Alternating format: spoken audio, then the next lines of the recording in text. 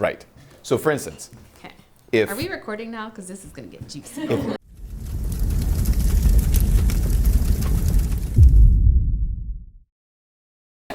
It's like I'm trying to think of a task. That Thank you for doing that. He's talking because in normal business shit that like Yeah. like right now, And he could do it. if I had to code, I could probably learn how to code, but I don't know how to code. So that would hang me up. I'm sorry. Are you laughing at me? Yeah, that's Okay, go ahead. hilarious. What is hilarious? You doing administrative work? No, no, no. hypothetical. No, I'd say no. If he were to, he would kill it. Like That's all we have I mean like That's it's the like funny part. so it's like this fits into a lot of different categories in my life. It's not the or, it's the and that gets my ass kicked. It's not the or, it's the and. Right. So for instance, Okay. Are we recording now? Because this is going to get juicy. if I knew the parameters of a position and all I had to do was own that position, there are very few positions where I'd be like, I don't know if I could do that. I'm incredibly confident in my ability to get the work done. Yeah. As long as I know the parameters. My issue is I'm not very good at wearing lots of different hats for an extended period of time because some of these things take me out of my value base. It takes me out of my creative space, like where my work is, where my magic is. Make sense? And so I'm always drawn back to the thing that, like, there's four. Something we probably talk about. It's a good one to talk about. There are four different components in a great business, and I believe he talks about this in the Energy Bus. I love that book. It's so easy to read. I might be wrong. Tell me if I am wrong, but I feel like that's where I'm remembering this reference from. But there's essentially four different groups of people that you need in your business. Visionaries. Typically, you don't need a ton of visionaries, but you do need at least one visionary. Catalysts. And catalysts are incredibly important in somebody that I'm highly seeking right now. Catalysts make 2 + 2 = 8, not 3, right? Where they know how to bring groups of people together and activate them You mean into. 4? No, I meant 3. Oh, you did? Yeah. Wow. Subtracting from it. Right. So sometimes. Oh, I get it now. So some people are poor leaders. Thank you. So it's like what Bill Gates, I think, gets credit for saying is when you add more resources to an inefficient system, you just create more inefficiency. So in that case, it's like 2 + 2 = 3, not 4. 4 would be like you're not a catalyst, but you're not harmful. A catalyst takes 2 + 2 and turns it into 8. It's like they get more out of less. So they're incredible, but Gotcha. You want to find those guys. The next is your executor.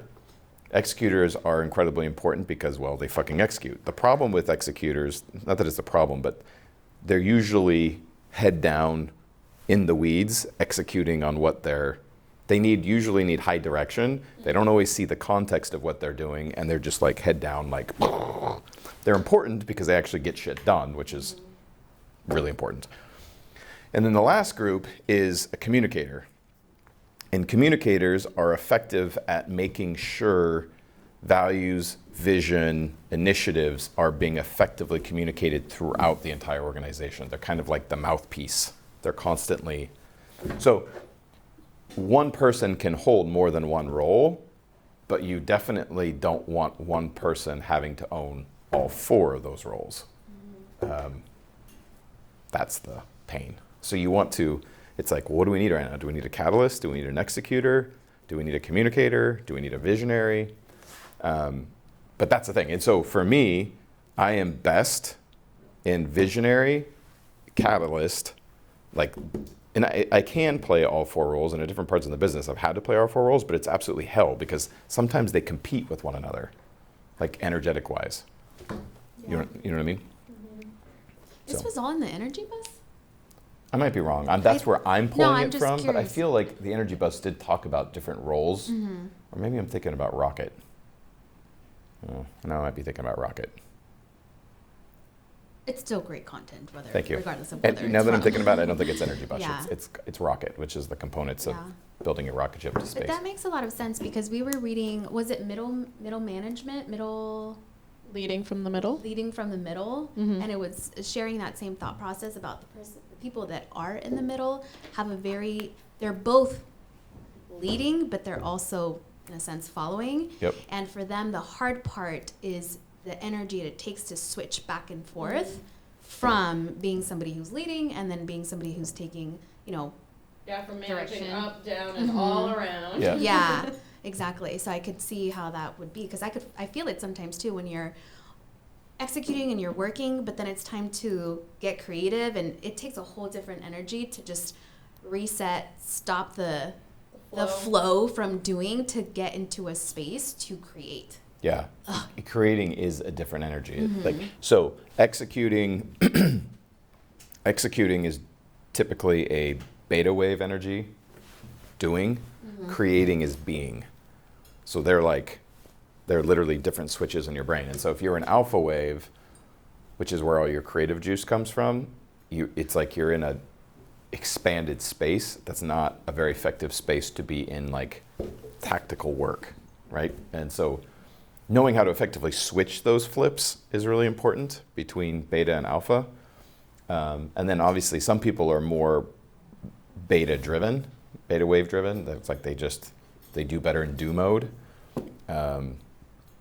There tend to be the people who get up first thing in the morning and they're like, right? It's like, beta, go! The creatives tend to be like, hey, let's keep it chill in the morning. And which is why you see like a lot of the creative people tend to be more night owls. There are exceptions to this, but they tend to be more night owls, and they kind of ramp up as the day goes on. But anyway, knowing those, like, as you're putting people on your team in key positions, it's one of the things you're solving for. Is this person a catalyst? Is they an executor? Are they a communicator? Are they a visionary? What roles do they play? And when you have really healthy organizations, you've got a balance of all of those guys. And catalysts are high value because they create value. And that's what you want. You want a lot more of those guys where they're like, they're able to create more. So a guy that I think about in our business and our organization that I would call a catalyst is Fred. Just kidding. No, wait, he I'm hasn't figured out how to turn 2 + 2 into 8. He's actually horrific at that. Who? Fred? No, I'm just No, Oh. Brenna. Brennan, Oh. right? Like, the vision's already baked. He's got his own vision, but the vision's baked, right? Like a lot of that is an echoing of, understanding of, but he knows how to take 2 + 2 and turn it into 8, right? He's making more, making it better, expanding. So you want those guys everywhere, but that's an example. Whereas, and then executors are great because you've got the chess piece on the board and the right space on the board. Can you learn these? Yeah, you just have to identify them first. And normally people have a proclivity towards one of those 4 naturally, where it's like, which is almost why you'll almost never see multiple visionaries. They're kind of like the Highlander, if you know this expression. There can be only one. Highlander's an old series, but nobody? before our time. Joseph? Nothing. He's younger than us. Oh my gosh. That's how we felt the other day. Lexi had put on our call the theme song to Reading Rainbow. Oh Anybody? Theme song Yeah. to Highlander series. She did. And so exactly. And then nobody on the call, they were like, Reading Rainbow? What is that? They're like, Joseph? ever. Joseph, do you know what Second. that is? Oh my god, see what I mean? It's in a book. Da, da, Yeah. da. It's Reading Rainbow. And then you guys know.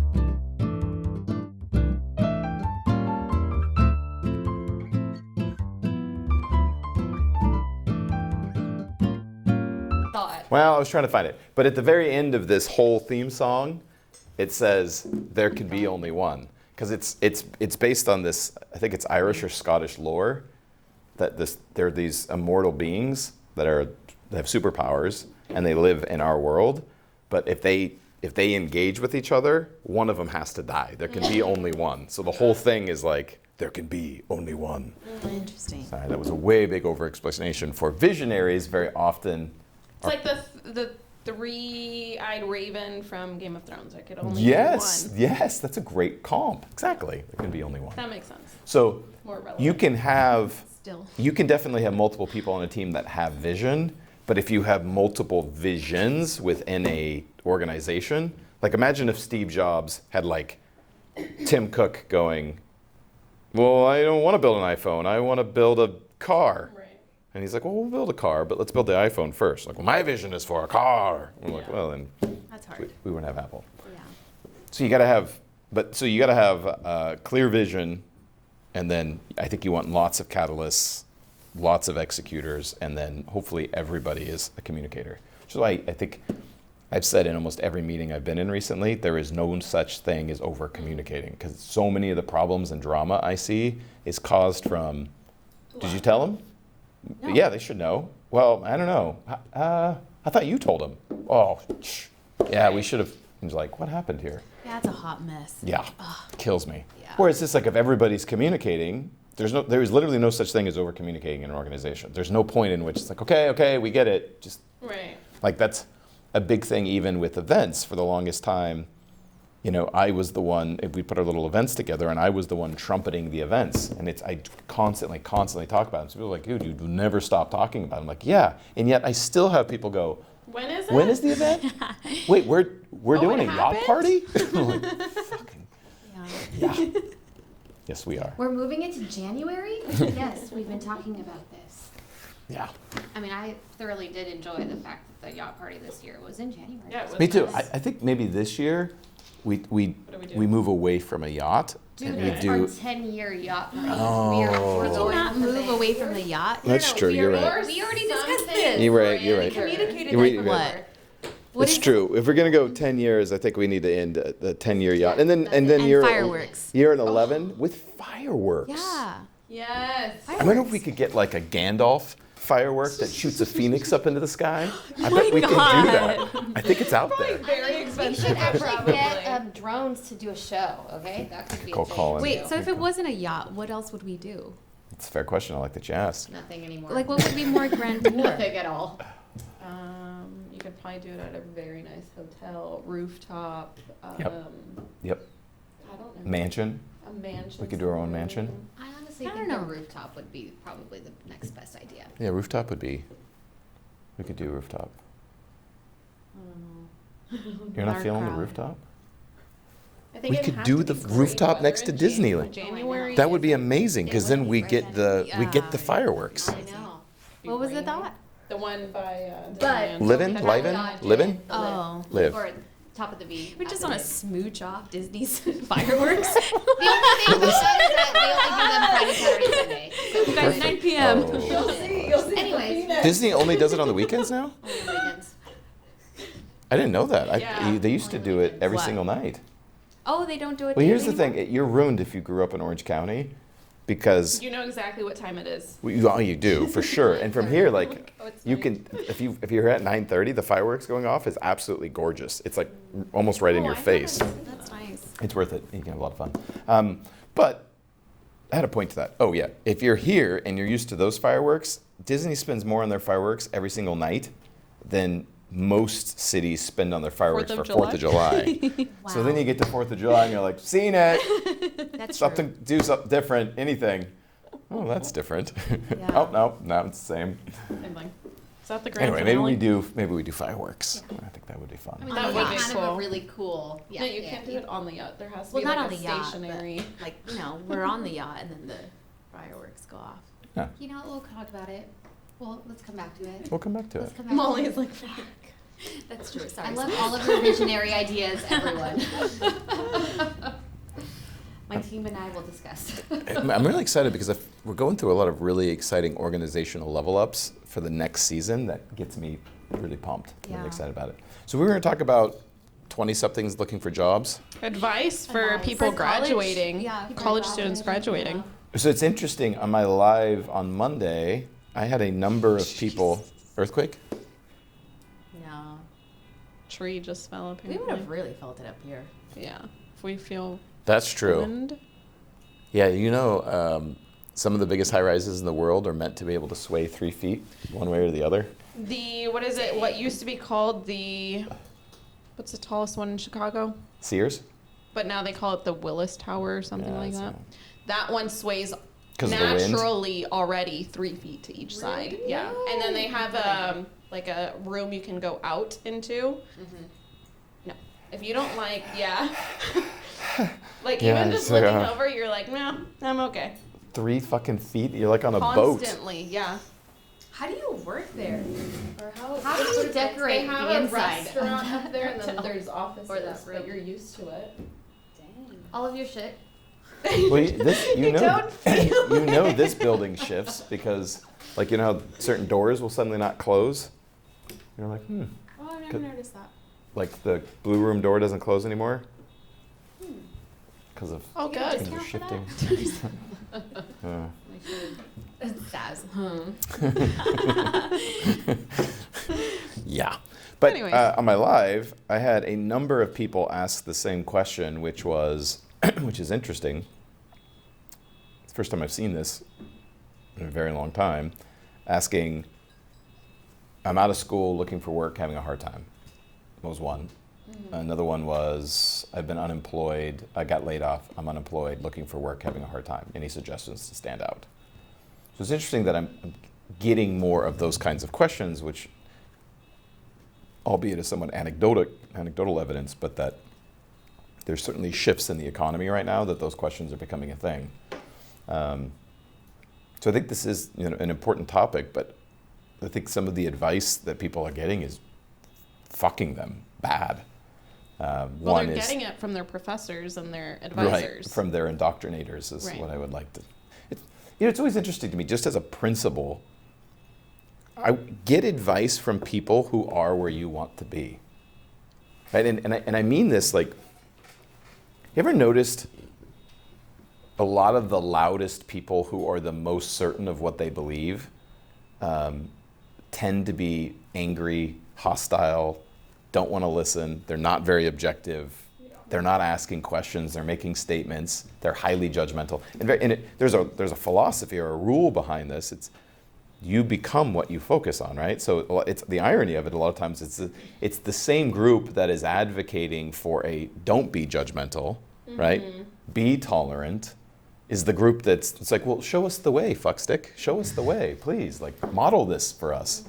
It makes me laugh, and I'm kind of pushing back now more on this topic. Like, hey, if you think businesses are evil the way they're ran and they should be ran differently, go build a business.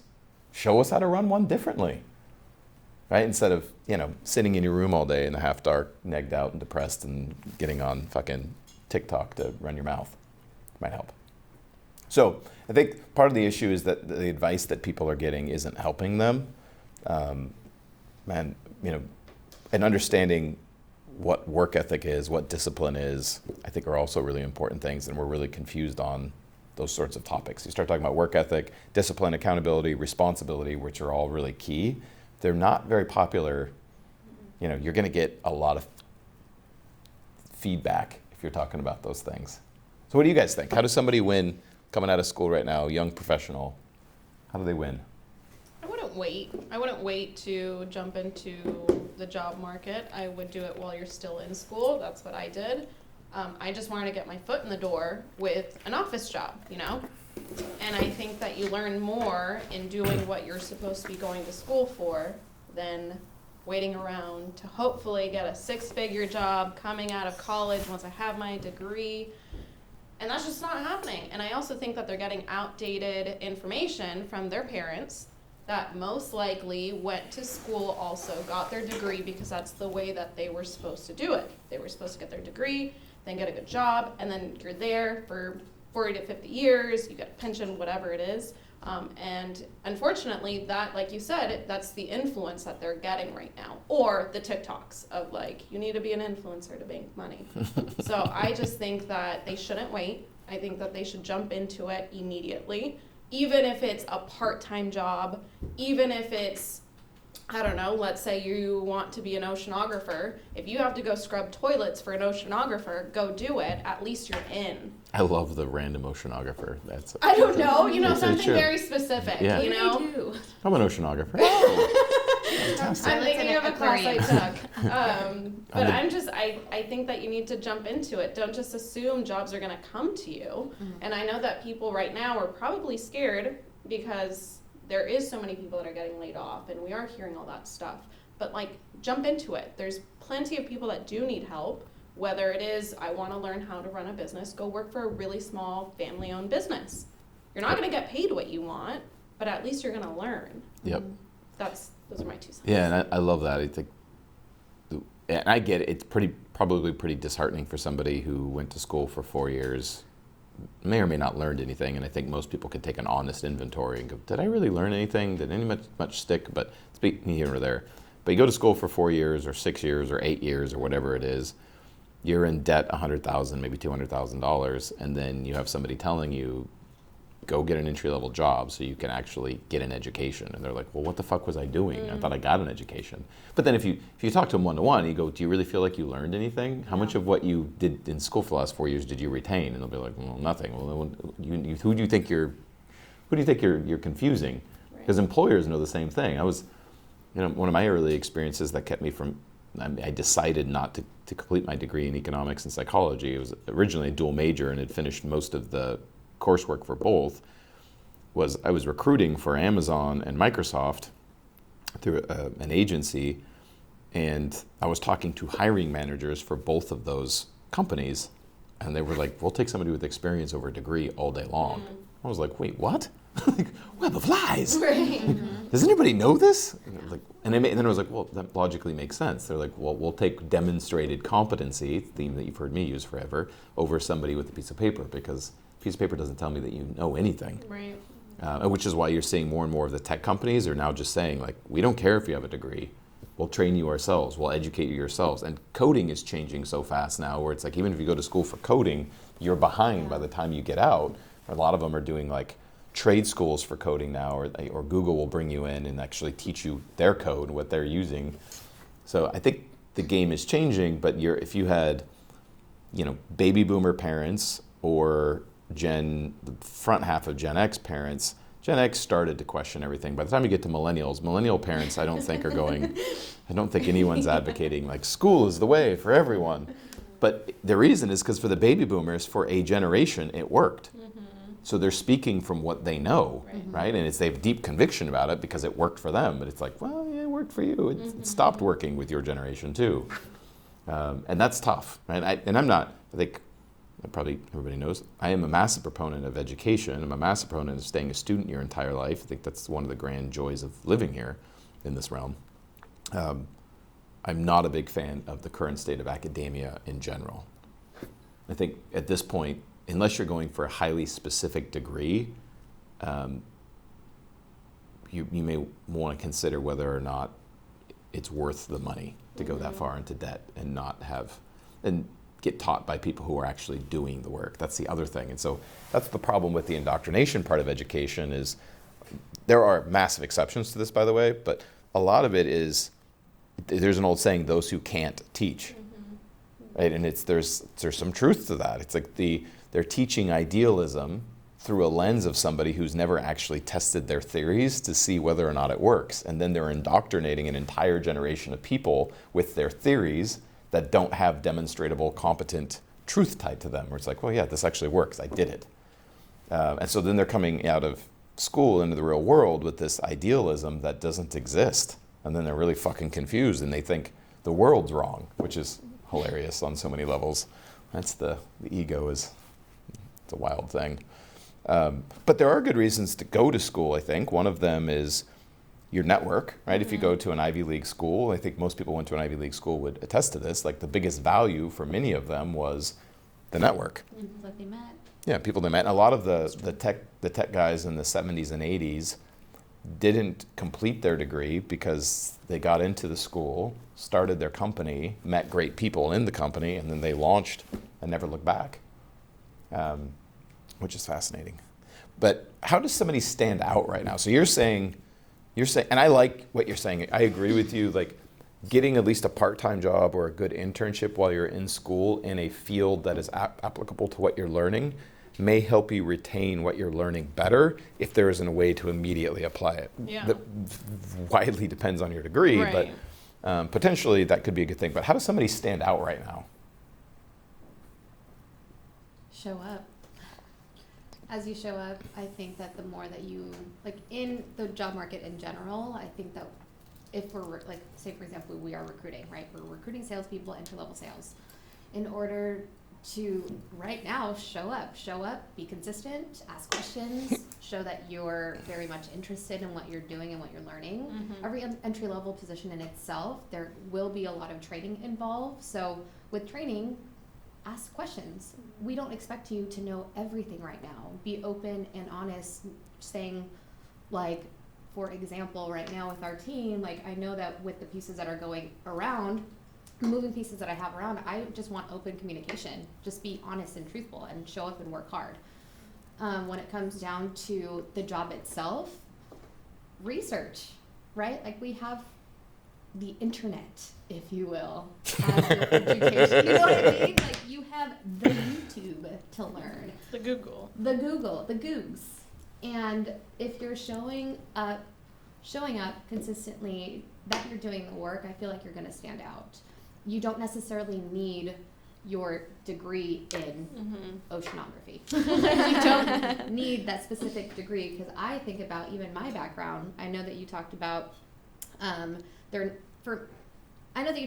you're not necessarily going into the doctor route or the lawyer route, like, you don't necessarily need that education. Like, I went to school for kinesiology. And I loved learning about the body and the anatomy. Oh my God, anatomy was such a hard class for me. Oh my God. But kind of coming out of it, because in this role, I didn't necessarily need to know that. Right. I remembered even training with Sandra, and then at first it was like HR, right? Like, I thought I had to learn codes or law or regulations and things like that. But then the role in itself, honestly, was recruiting. And so being able to execute on the task itself, because I showed up, because I asked questions, because I was consistent, like that, I feel like for me was one of the reasons I felt like I stood out. To add to that, I would say, big if here, but if you are highly disciplined, you're highly accountable, you take personal responsibility, you have a great student mentality, and you're hungry and grateful, you are going to stand out in a way that makes you highly employable. Yeah. Because the field is just full of the opposite. Ungrateful sons of bitches. Yeah, like, out of all the clients, all the people I coach, all the people I interact with, all the different businesses across literally every industry, they're all saying the same thing. What the fuck happened to this generation? Yeah. Right? Like, where it's just like, it's not uncommon now to walk down the street and have a retail store just closed. Yeah. Sorry, we don't have staff. Right. Hey, they didn't show up today. Like, that is not an uncommon thing. Which you would like 2 generations ago, fucking pre-pandemic, you never would have heard of that. Like, why is this happening? Which is super fascinating. So for me, that creates a competitive advantage for people who are willing to do the work and show up. And you can eventually demand a premium for that, versus all the people who are poor character, aren't working hard, justify all their bullshit, are going to end up poor. They're going to end up asking the government to solve their problems, which they're already doing, which is like, oh fuck. Yeah. You clearly skipped history or slept it through history class. But I definitely think it's a two-way street. Not only for the sure. candidates, we have to make sure that even on the employer's standpoint, they're showing up. Because the more I've noticed and like talked to some of my friends who are, you know, not necessarily happy with where they are right now, and they talk about their leadership. So if their leadership is not showing up or organized or have systems in place, like, of course their employees are going to feel that way too. Yeah. Well, you're 100% right on that. You have to solve for you, though. You can't solve for the employer. You solve for you. Now, if you are highly marketable and your employer is a fuckstick, you'll find better employers out there. And if they're not doing a great job, go find a better one. Right. Although it was interesting, I don't know if you guys caught this, the great resignation that led to all these people jumping jobs through the pandemic. 84% of them regretted doing it, which is like, oh, weird. The grass is always greener on the other side. It's like, oh yeah, could have seen that one coming. We see it all the time. Like, you got the email the other day of like, hey, can I get rehired? Yeah. It's like. Yeah, and I texted that person. I was like, hey, I appreciate you reaching out. What's changed? And I didn't mean what's changed in your life. Are we getting a new version of you? Right. Like, have you And this happened, and I told him, I was like, hey, I get that people mature and they grow and they're able to gain perspective. So I'm open to this conversation. I just need to understand what in you has changed. Right? How, because we do this all the time as a debrief when we make a bad hire. One of the questions you ask is, what would if I would have known what I know now, would I have hired this person? And if the answer is no, well, what questions could I have asked in the interview process that would have helped me understand who this person was so I make a better hiring decision? And so you don't want to throw good money after bad money. If you already know what you're getting, it's like, well, don't make that bet, right? But also leave room for the thought that somebody can change, right? They can grow and they can develop and mature, and that. So for me, it's never hire them again, right? It's like, okay, well, if they've grown, they've changed, and they've matured, and there are examples of people who have matured and come back to positions or come back to opportunities that they, when their younger years, missed. But my experience, which is mostly anecdotal, to be clear, my own experience has been, you give those guys a second shot, and they're like, no, nothing's changed. Right. Right. It's the same issues. Solving for the human. All you can do is solve for yourself. And if you become a person of value, I promise you'll find good companies. They're out there. And I get that there are poor employers too, right? That need to update the way they're looking at their business, and how they're treating their employees. But you responding to that in poor character is only going to exacerbate your problem, because then when you do find a great employer, they're not going to see you. Right. Right. It's like you see this a lot in like dating relationships, where it's like, if you have this idea that all women are this or all men are that, then how you show up to the dating relationship reflects that. And then the quality people are like, oh no, your energy is, I can't deal with it. And they're like, no one's, well, yeah, it's because now you're creating that world, because that's what your story and focus is on. And that's hard for people, because you're asking them to be mentally mature. You're asking them to become more aware of how they're showing up. And that's hard for most people. Way easier to blame the other, right? As I call it, the other, whether it's the employer, the employee, the spouse, whatever. It's easier to blame the other than to look at oneself and go, hey, what am I doing to contribute to this mess? That's so true. Word. Even thinking about just not even college graduates, it's literally like adults even in their 30s. I'm also thinking about that range of people who are continuing to look for jobs in their 30s. Yep. Right? It's like, it's harder in the market to do that, but it goes to show that if you continue to work hard, show up with gratitude, you're going to excel. You just have to stick with it long enough, I feel. Well, I think we've talked about this, which is always, fun. Google, to your point, makes things a lot easier. You don't have to believe anything I'm saying. Just go research for yourself. There's a strong correlation between one's age and their income up until about 35, 36 years old. So, and again, don't take what I'm saying. Go do your own research. If you are 23 years old, your income is statistically about $23,000 a year, which is fascinating. I don't know why that's a correlation, but it is. And like, you can see this if you like. I'm using LA stats. It's been about a year and a half since I looked at this, and it kind of stays that way into your mid 30s, and then the second half of your 30s and into your 40s, it like hockey sticks. It's like, for those who make the jump in income, it happens after the age of 35. Now, are there exceptions? Hell yeah. Absolutely there are. But if you look at the averages, it happens in the second half of your 30s and into your 40s, and then 40 to 60 is considered your high income or high earning years for most people. And there's a pretty simple explanation for that. You actually bring real value, right? Like you have enough real world experience, you have enough understanding, you have enough competency, and you've demonstrated the result of that you earn more because you're a safer bet. And what's happening right now in our culture that everybody should be very aware of and asking why, more and more companies are replacing entry-level people with what? AI and robots. Why? Well, because they don't bitch, they don't complain, they work 24/7, you don't have to pay them fucking benefits. Right. But if it's like, if you could be replaced by AI, you may want to look at what value you think you're bringing to the workplace. And to be fair, AI is going to replace most jobs at some point, but it's going to hit all the low-hanging fruit ones first. Now, things it's going to have a hard time doing, trades, right? I think trades is going to be a great place to be.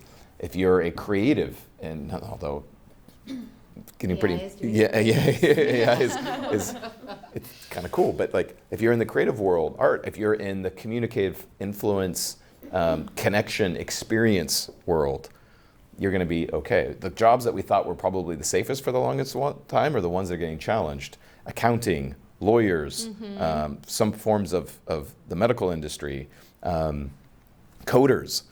Now AI is starting to code efficiently and effectively. You just tell it what you want it to fucking build, and it builds it. Yeah, my accountant the other day, he was like, it's crazy what AI is doing, because I actually asked it to write me up a California required and restrictions for a trust, and he had his lawyer look over the trust that the AI made, and he said it was crazy how spot on everything was with all the California laws and all of that. I've heard this a few different times, and it's like, it does this, it's like 98% clean, and it just has these weird, like throws in some weird shit, but then a lawyer can clean it up and delete it and then take that out and you're good. But yeah, so it's interesting because these are the jobs that everyone is like, well, these are the ones that are going to be around for a while. Well, anything that is heavy on computing, right, brain power, those jobs are going to be challenged quickly. Right. And the thing that's great about AI, and I'm very pro AI as a whole, is they don't bring their emotions into it. Well, why does that matter? Well, it depends on what you're doing, right? That's a good and a bad thing, by the way, right? Empathy. This is the reason why if you're a great communicator, if you're an influencer, if you're in sales, that job is probably going to last longer, or anything, not necessarily directly sales, but influence, connection, experience, because, and I'm not saying we can't figure it out, but teaching AI to be empathetic and compassionate and to give biofeedback by reading the individual, know how to respond. I know we're working on stuff like that, and it may very well happen, but that's a lot harder to teach. If it's just pure brain power, you're in trouble. Right? And the only thing that may save you is if you know how to stay creative and conceptual, because AI hasn't figured that out yet, right? But if you're just computationally doing things, those jobs are going to be at risk soon, which I think will recalibrate where we put our value in people and what we have people doing. And I actually think, as more I research this, I am becoming more and more of a fan of UBI, which is going to be interesting because those are conversations I'm probably going to have to competently have at some point. Universal basic income. Where everybody has enough to live. And in my world, I would like to see us create a world in which everyone has opportunity to education, has healthcare, right, has enough to eat, like their survival isn't in question. What they do beyond that is up to them. But it's embarrassing, to me, I think our species is far more primitive than I think we realize. We often think we're the most enlightened. Like, I don't think we're that fucking enlightened. We're inefficient on so many fronts. We're still killing each other. We're still going over to war over things that could be solved. We have people who are literally, I think you're more likely to die of obesity now than you are of starvation, and yet there are still people starving to death every fucking day in the world. Like, what are we doing?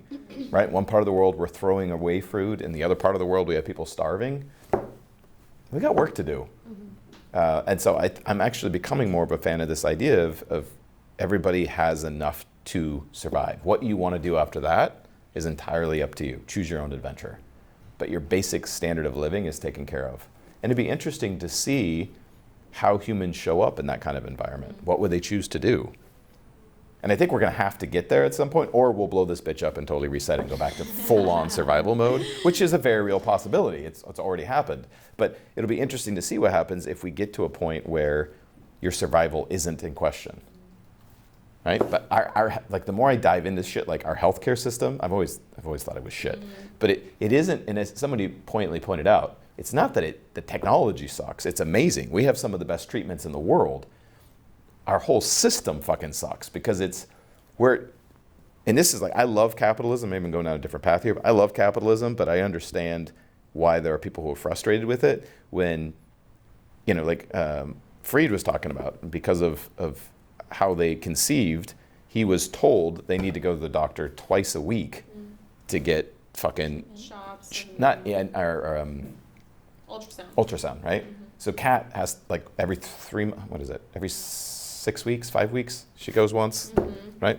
It's for them, even with their insurance, they're paying $500 every time they go.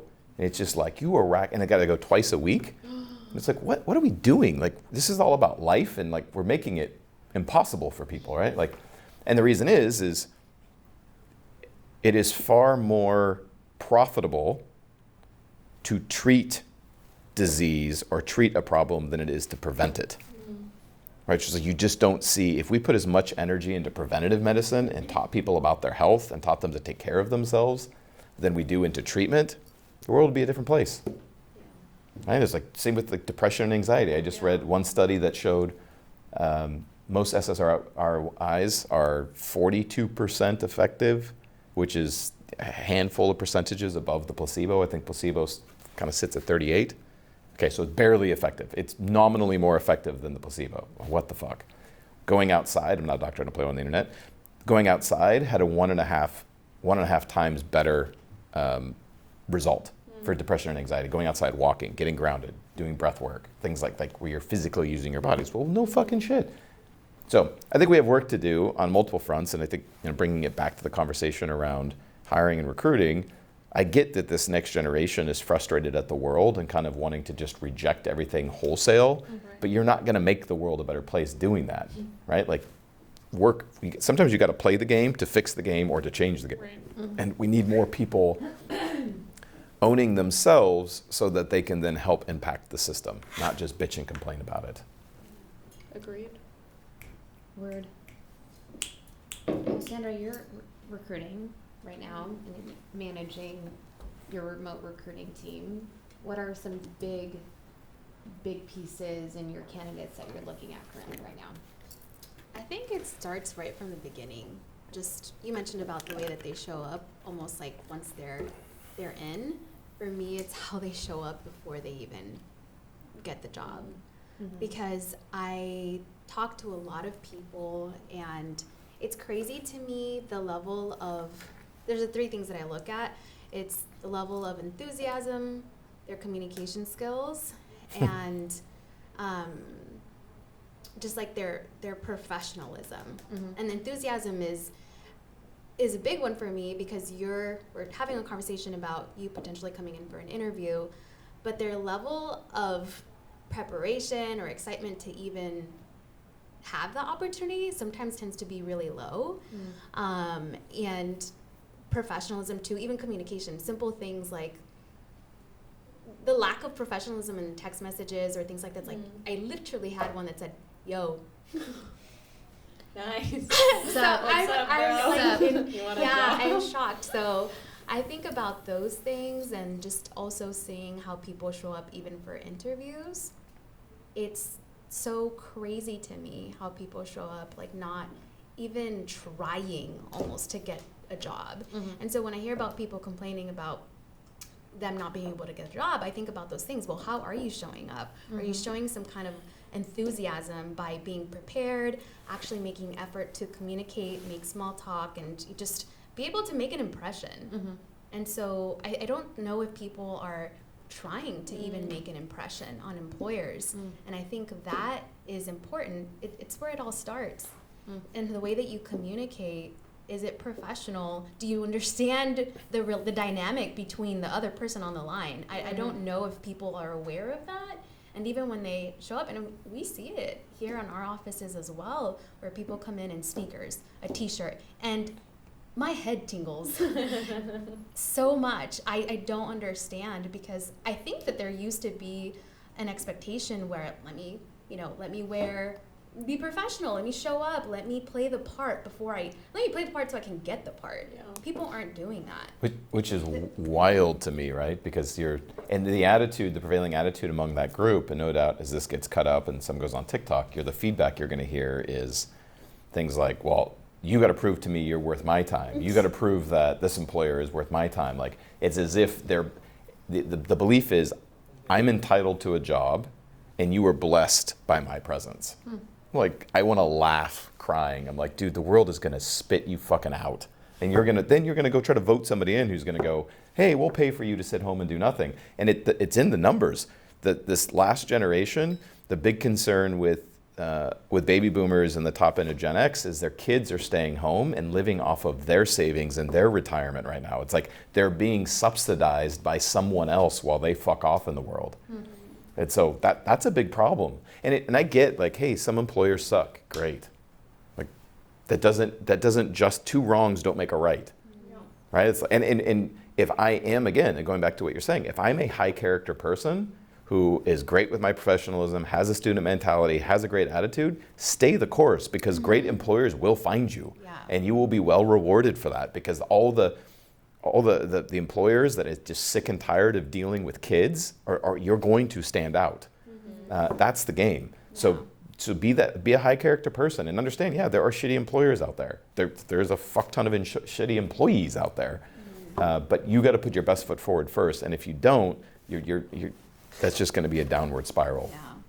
And I think too, like Molly said, it is a two-way street. So put your best foot forward. Once you get the job, don't take that foot back. Right. because what got you, the job is, you can't, we talk about this in dating, right? Where it's like you prepare and you like put your best foot forward, and then I don't know what happens. It's like after you're in the relationship, you stop taking care of yourself. It's the same thing in a job, where you have to continue to show up in all ways. And I heard this before in a video where there was an entrepreneur that was talking about how oftentimes we think about working so hard to like land the deal, get the contract, right? And so you land it. Once you land it, it's like, oh, thank God. But it's like your attitude should be, shoot, we just got the contract, you know? And now we got to come through. Exactly. And so I think it's both ways. Do the work to get it, but once you get it, the work has just begun. Mm-hmm. So if you do those things, you'll definitely stand out. Yeah, and I would say if I'm looking for work right now, and I'm in my early 20s especially, this doesn't really, to me, until you've arrived, meaning you're making the income you want, this doesn't really change. But certainly in your early 20s, look for jobs that are going to give you opportunity in education, over-index on that more than pay, which I'm not saying work for free or work for so much that you're always freaked out financially. But if there's somewhere where you can demonstrate your worth and they're willing to give you that opportunity and grow and develop you, that's the place you want to be, because that's going to give you the freedom to actually learn the skills to succeed. Mm-hmm. And that's tough, right? Like a lot of people are chasing money, and that doesn't pay good bills, good dividends in the long run. And there's lots of positions you can take that maybe financially are good, right? Like think about all the people in the mortgage industry right now. Mm-hmm. Like we're in the middle of closing on our house in Washington, and the underwriter just told me, she's like, I'm sorry, we've been delayed because we're heavy displacement. And I was like, displacement? I'm not used to that word. She goes, well, understaffed? No, they started laying people off. Oh. And I was like, so I asked her, I go, are you guys laying off a lot of people? She goes, well, the industry is radically changing. She goes, our top performers are still doing really well that know how to close on purchases, but all the people that made money in refis, they don't know how to do purchases, are getting crushed. So we're seeing this a lot of places. Well, the reason I say this is, unfortunately, this is not entirely true, but very true overall. There's not a lot of transferable skills, right? Like if you're good at sales, yes, but if you were an order taker where you were just doing data entry, you're not going to find a lot of positions right now where you're going to go from making $250,000, $300,000 a year, or stay that in a different industry doing the same thing, because you caught a big run on an overinflated real estate market because the U.S. fucking government injected $8 trillion into the economy. And so that sucks if you walked away from a good employer to go do that, and now you're getting hosed and you're looking for work, and you're like, well, I bumped my lifestyle up because I was making so much money, and it's like, now I can't afford my lifestyle and I'm looking for a job like that. Good fucking luck. So you want to go somewhere where you can grow and get an education that creates opportunity, or you can create opportunity for yourself within it. That's a much better value proposition than just getting a job or chasing money per se. I do want to take a few steps back, because you brought me back to like the recruiting aspect of it. Before I started even joining the workforce, I actually took a job interviewing course, now that I'm thinking Oh. about it. Oh, really? Yes, and got a certificate and everything. Oh, wow. Yeah, so I'm like, maybe we should offer something like that too. Anyways, now That- my brain went somewhere else. Yeah. But take a job interviewing course, or have friends that you are able to work with and have like a mock interview set up. Because the more that you practice in your craft and just interviewing itself, that shows your professionalism for sure. Chris has a interview that makes me laugh to this day. During COVID, he interviewed a dude who was playing in a Madden tournament.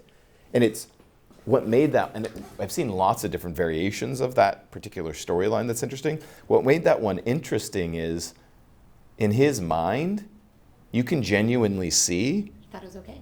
That was more important than the interview. 100%, but he didn't think it was a problem. No. Like, that's what's so wild to me. Like, it's one, like, I'm not saying that could have never have happened 10 years ago, but the person would have known they were being an idiot. Yeah. They're like, right? Like, they would, now it's like, you talk to them and they're like, they literally don't see the problem. They're like, wait, what? How's this a problem? Look, what are we doing? Yeah. What are we teaching people? Where are they learning Well, this? They're not being taught. Right, clearly they're not being taught. And so maybe there's something to that where we could help. That's got my wheels turning. Somewhere where we can help employers and employees have better relationships. My advice is exactly the same. I almost never look at somebody's college degree. I don't give a fuck for two reasons. There are exceptions. I don't believe most people learned anything in school. And I always backtest it, like, hey, I got a degree in psychology. That is so cool. What paradigm of psychology do you follow? Paradigm? Well, I mean, who's the father of psychology? Was that Jung? No, that was his predecessor. So I don't really care so much about someone's degree. So my advice would be the same if you're going out of high school, you're going out of college. I will say if somebody has a college degree and they completed it with honors or did well, I'm like, okay, well, at least you can execute, follow through. There's a certain amount of discipline it takes to do that. So I can acknowledge that. But unless I need you for a very specific task that is driven by a very specific kind of degree, I don't give a fuck what somebody's degree is. So my advice would be basically exactly the same. The one thing I will say is if you're 18 versus 22, you're still really fucking green and can be very immature. So I would want to stand out, and in a way that I'm way more professional. You may have a baby face, you may look very young, but I would control the things you control. Like I tell our students in our business management training program, if you act like a kid, you talk like a kid, you behave like a kid, you will be treated like a kid. So I would say, like, up your professionalism, your language, how you talk, how you dress, but the same thing, go somewhere where they're gonna educate you and develop you. You probably are still trying to figure out the difference between your ass and your elbow, and that is totally okay. But go somewhere that's gonna put you in an environment that's gonna challenge you, grow you, and give you those skills. That you'll start to figure out what you're good at, what you enjoy doing, what you don't enjoy doing. So go somewhere where you can grow. I think the biggest thing is just taking action, Mm-hmm. and which was what you were mentioning earlier. Don't wait. I know that you were referring to college, but if we're talking about high school, you already know that you don't want to go to college. Well, that's fine. Just take action in interviewing, doing the courses, because even if you're interviewing somewhere where you don't really want that job, you're still getting the experience of interviewing somewhere, and you're getting that practice in, so that once you do figure out what job it is that you want to take, you've already interviewed enough where you're warmed up and you have a higher chance to land the job because you've been practicing, how to communicate, how to answer questions, what are they asking, how should I be dressing. And so I think how you've said before, don't err in action, or your phrase, like, just do something.